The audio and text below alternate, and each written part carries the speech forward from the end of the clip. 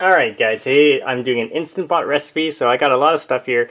So I got this on sale. This is stewed beef. We're going to make a stew tonight.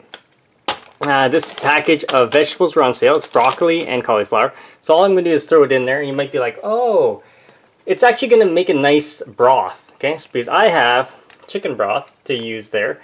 I'm just going to add the chicken broth, maybe add a little bit of water to it, and we'll be good. I got some mushrooms. This is a celery green onion, okay, so, and then we got some chickpeas. So I'm gonna cook it all, so stay tuned guys. I'm gonna put it all in the Instant Pot. I'll push the button and then I'll do a quick taste test for you. So stay tuned, I'm gonna get this all set up. Oh, and I also have the onions that I'm gonna put in. Check this out, the broth is all in there. I put the whole broth in there. I seasoned it, as you can see there's parsley on top, garlic salt, celery salt.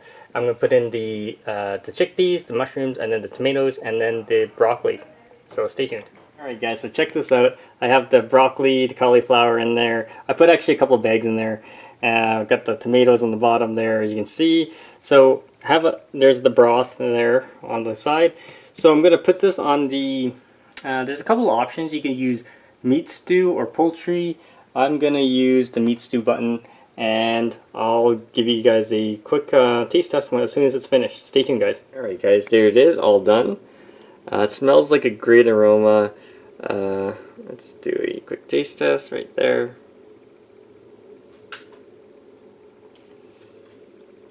Wow, it's got a lot of flavor guys. Definitely check it out.